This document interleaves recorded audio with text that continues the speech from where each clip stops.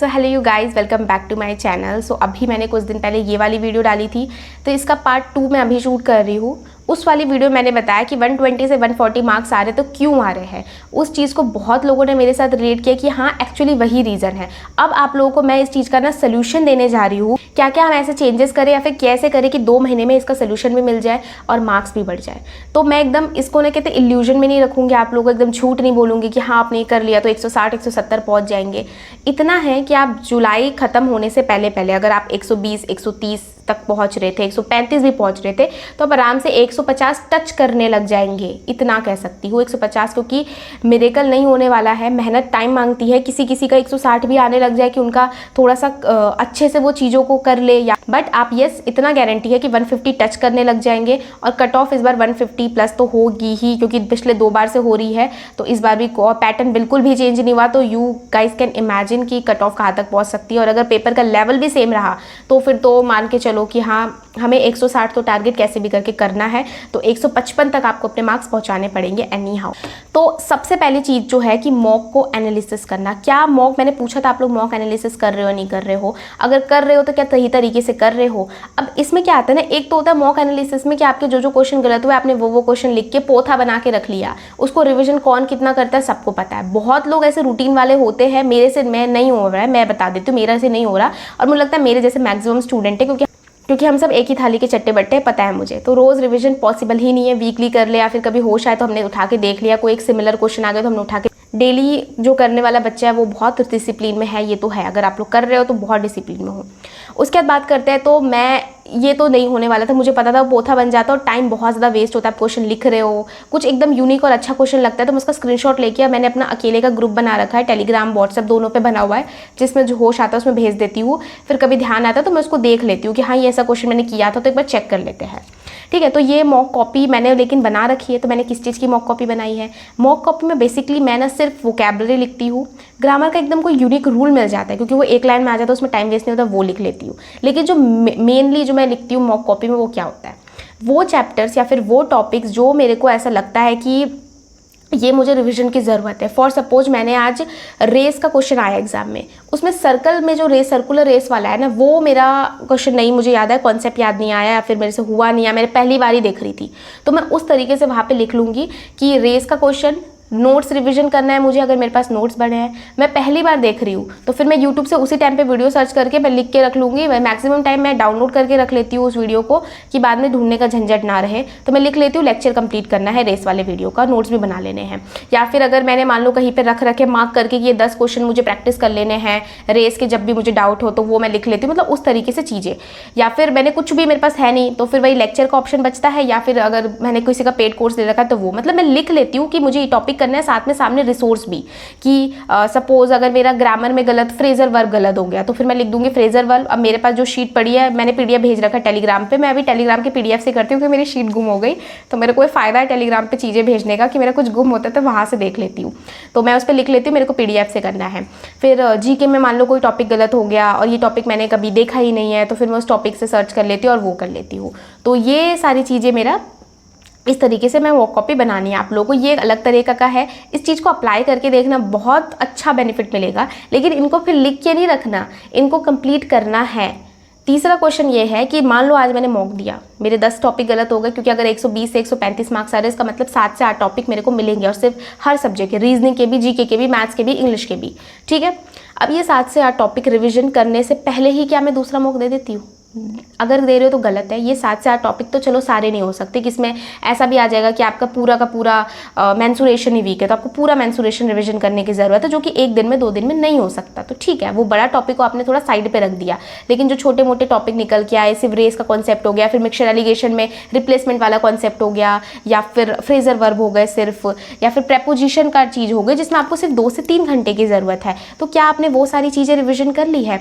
तो वो करने के बाद ही आप दूसरा मॉक दोगे। होगे। अगर आपने वही है ना कि रिवीजन नहीं कर रखा, दूसरा मॉक दे रहे हो, फिर आपके कम मार्क्स आएंगे, फिर आप रोना गाओगे, फिर किसी को कमेंट करोगे। मुझे नहीं करते, मुझे पता है बहुत लोगों को करते होगे, लेकिन मैंने इस चीज़ को बहुत ज़्यादा सीरियस ले लिया कि ये प्रॉब्लम आ रही है, बहुत लोगों को आ रही है, एक दो बच्चों को नहीं, बहुत लोग ऐसा कह रहे डाउनफॉल स्टार्ट हो गया। तो रीजंस क्या है? आपके कॉन्सेप्ट क्लियर नहीं, आपने चीज़ें रिवाइज नहीं कर रखी। अगर आपका सिलेबस कंप्लीट है स्टिल, अगर if you are getting 130 140, it means क्या है कि कॉन्सेप्ट क्लियर नहीं है, सिलेबस कंप्लीट है। और ये सब कब करेंगे? अब हमारे पास 2 महीने बचे हुए हैं, सिर्फ 2 महीने, ठीक है। तो चीज़ों को बस ऐसे कर लो कि 10 जून से पहले, 10 जून तो गया, 20 जून से पहले मेरे को ये 4 चीज़ें तो कंप्लीट करनी है एनी हाउ, मतलब एनी हाउ, चाहे मुझे ये ज़्यादा हो जाएगा, मैं बोल रही हूँ एक दिन सोना ना पड़े, लेकिन मैं उसको करके रात में सोऊंगा। जैसे आपने दिन में डिसाइड किया तो आप कॉफ़ी पी लो एंड रात भर जग के उस चीज़ को कंप्लीट करो, नेक्स्ट डे सो जाना, लेकिन आज कंप्लीट करके सो। और जो सेटिस्फैक्शन के साथ आप सोओगे ना, वो अलग मज़ा होगा।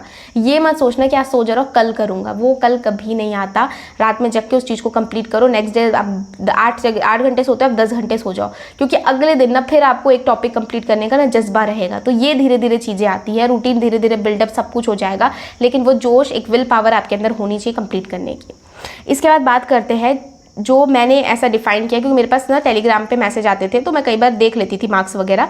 तो मैंने जो गौर किया, जिनके 120 से 135 के लगभग आ रहे हैं, मेरे भी जिस टाइम पे आते थे, तो मैंने गौर किया कि उनके सब्जेक्ट वाइज मार्क्स किस तरीके के हैं। फिर हम सब्जेक्ट वाइज भी चीज़ों पर बात करेंगे। वीडियो शायद लंबी हो जाए, लेकिन इतनी काम की वीडियो होने वाली है आपके लिए। जिन्हें ध्यान से पूरी वीडियो सुन ली है उनको आई गारंटी ड्रास्टिक चेंज मिलेगा, बट काम आपको करना पड़ेगा। मैं सिर्फ बोल सकती हूँ, मैं सिर्फ सजेस्ट कर सकती हूँ। मैंने जो गलती कर दी, मैं सिर्फ चिक चिक के बोल सकती हूँ ये चीज़ मत करो, मुझे किसी ने नहीं बताया, लेकिन मैं आपको बताने के लिए बैठी हूँ यहाँ पे, मैं आपको बता रही हूँ, आके सोच के आ रही हूँ और बता रही हूँ यहाँ पे। तो उसके बाद भी अगर सेम चीज़ें रिपीट कर रहे हो, उसके बाद भी अगर उस चीज़ों को फॉलो नहीं कर रहे, देन किसकी गलती होगी?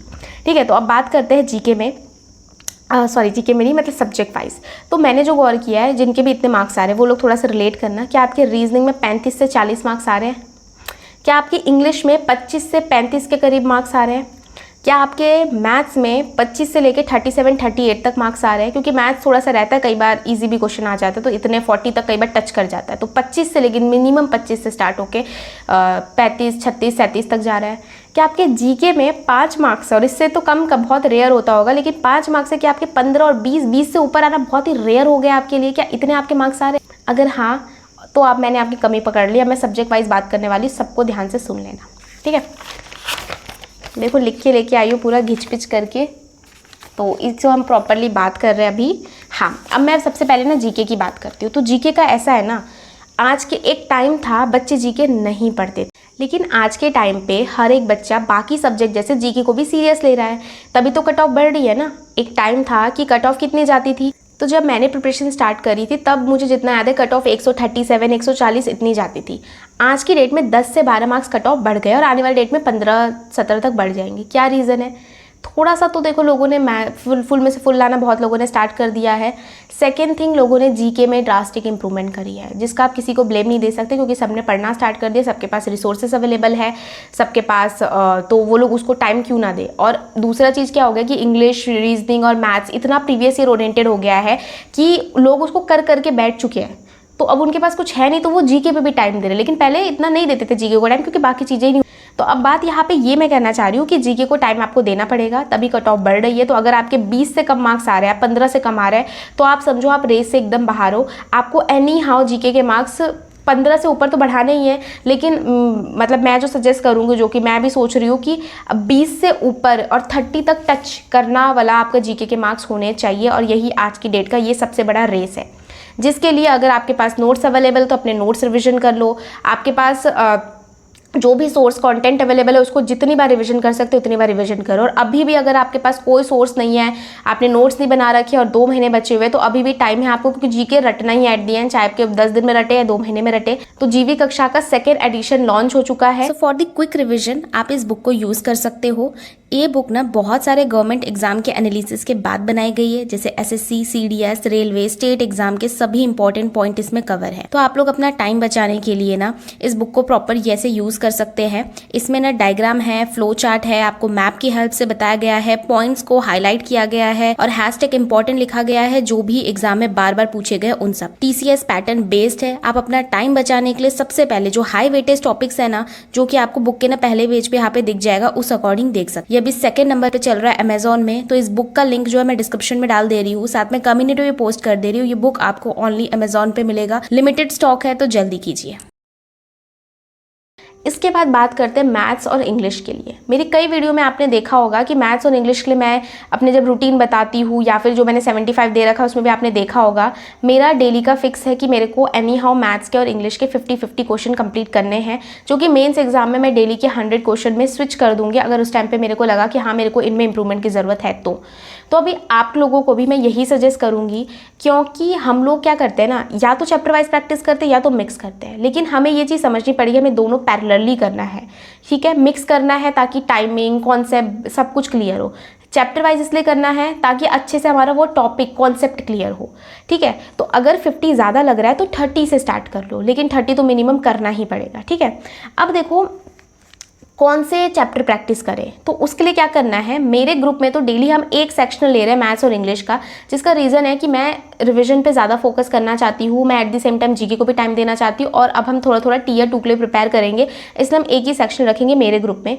लेकिन आप लोग जिनके कम मार्क्स आ रहे हैं, जिनको टीयर 1 अभी टीयर 1 में ही अभी 150 तक पहुँचना है, वो डेली का 2 सेक्शनल दे, यानी डेली आप दोनों सब्जेक्ट से 50-50 क्वेश्चन मिक्स प्रैक्टिस कर रहे हो, विद टाइमिंग के साथ कर रहे हो।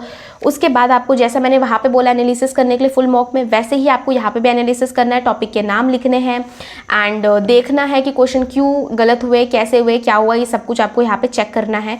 यहाँ से चैप्टर ढूंढ के निकालने हैं, फिर आपको जाना है चैप्टर वाइज पे, और वहाँ पे चैप्टर वाइज में आपको अपना रिसोर्सेज देख लेना। अगर आपके पास नोट्स है कि तो नोट से रिवाइज कर लो पहले, फिर 30 क्वेश्चन डेली का प्रैक्टिस करो। ठीक है, इंग्लिश में 30 नहीं भी कर सकते कोई बात नहीं, मैथ्स का लेकिन मैं कहूँगी 50 क्वेश्चन तो एटलीस्ट करो। इंग्लिश के तो चलो कॉन्सेप्ट वगैरह रिवीजन कर रहे हो, क्योंकि डेली आप 2 सेक्शन से 50 क्वेश्चन कर रहे हो, तो इंग्लिश का आप चैप्टर वाइज छोड़ भी सकते हो, कोई दिक्कत नहीं है। लेकिन मैथ्स के लिए तो आपको करना पड़ेगा, ये मेहनत करनी पड़ेगी, क्योंकि आपके मार्क्स नहीं आ रहे तो कहीं ना कहीं चीज़ें खराब का आपको वो देखना है। लेकिन अगर एट द सेम टाइम अगर मैथ्स स्ट्रॉन्ग है तो आप फिर थोड़ा सा इंग्लिश को लपेटे में लो, चीज़ें देखो, और इंग्लिश में वोकैबलरी क्या आप कंप्लीट कर रहे हो, क्या आप डेली वोकैबलरी पढ़ रहे हो, क्या जब भी आपको दिक्कत होती है नरेशन में तो आप तुरंत जाके नरेशन के नोट्स देखते हो। आज आपका क्वेश्चन गलत हो गया नाउन से, तो क्या आप तुरंत जाके नाउन के सारा नोट्स रिविजन करते हो, कि ये सब चीज़ें हो रही है, तब जाके मार्क्स बढ़ेंगे। मैं बात करती हूँ लास्ट रीजनिंग के लिए, जिसको हम सब इग्नोर कर देते हैं, इसलिए मैंने इसको लास्ट में रखा, वरना आप लोग मेरी वीडियो भी इग्नोर कर देते। बट रीजनिंग के लिए मैं एक चीज़ बताती हूँ, देखो रीजनिंग में आपके 35 से 40 मार्क्स आ रहे हैं, रीजनिंग सिर्फ और सिर्फ मॉक से हो जाएगा, कोई अलग से कुछ आपको करने की जरूरत नहीं है। मैं रीजनिंग जब करती हूँ तो मैंने सही हुए क्वेश्चन भी चेक करती हूँ कि इसमें मुझे इतना टाइम क्यों लगा, क्या मैंने सही कॉन्सेप्ट लगाया था यहाँ पे, और इन्होंने क्या सोच रखा मैंने, क्योंकि रीजनिंग में ना वास्ट थिंकिंग चाहिए आपको उस चीज़ को, जैसे number coding, number series, coding decoding हो गया, बहुत सारे ऐसे चैप्टर्स है, या फिर काउंटिंग फिगर हो गया। आपको थोड़ा सा थिंकिंग वास्ट चाहिए, आपकी इमेजिनेशन पावर जो है ना वो थोड़ी सी अच्छी होनी चाहिए, विजुलाइज करने की चीज़ें की पावर अच्छी होनी चाहिए। तो क्या आप वो चीज़ें कर पा रहे हो, और वो चीज़ें प्रैक्टिस से डेवलप होगी। कोई ऐसा टैलेंटेड इस चीज़ में नहीं होता, विजुलाइजेशन ये आपकी प्रैक्टिस से चीज़ें ठीक होगी। तो उसके लिए आपको वहाँ पर टाइम चाहिए। तो अगर आप किसी क्वेश्चन में ज़्यादा टाइम लगा रहे हो तो आप देखो कि आपने टाइम इधर ज़्यादा क्यों लगाया था, मतलब क्या चीज़ था, देख लो। कोई ऐसा क्वेश्चन आप देखना कि आपको उस समय कॉन्सेप्ट याद करने में, मतलब उसमें आपने ज़्यादा टाइम लगाया, तो क्यों लगाया, क्योंकि आपको उस समय कॉन्सेप्ट याद नहीं आ रहा था। तो आप उस क्वेश्चन को दोबारा अभी एक बार रफ पे करो, उस चीज़ को करो एक बार, और देखो कि आपका जो कॉन्सेप्ट है वो क्लियर क्यों नहीं था। मतलब आप एक बार कर लोगे ना तो आप देखोगे कि वहाँ पे आपका जो कॉन्सेप्ट था वो क्लियर नहीं था, तो आप दोबारा रिवीजन हो गया आपका। अब आपने 2 बार कर लिया, अब जो आपका कॉन्सेप्ट क्लियर होगा ना वो आप कभी नहीं भूल सकते, शायद भूल जाओ, दोबारा रिवीजन कर लेना। ठीक है, तो ये मैंने प्रॉपर बताया है, और इतना सा काम आप कर लो, उसके बाद आप मेरे कमेंट करना आगे कि आपके मार्क्स आ रहे नहीं आ रहे। ठीक है, ड्रास्टिक चेंज नहीं मिलने वाला है, 10 दिन 15 दिन आपको कोई चीज़ ना मिले, कईयों को मिले भी, कईयों को कुछ भी ना मिले, लेकिन आपको काम हमेशा करते रहना है।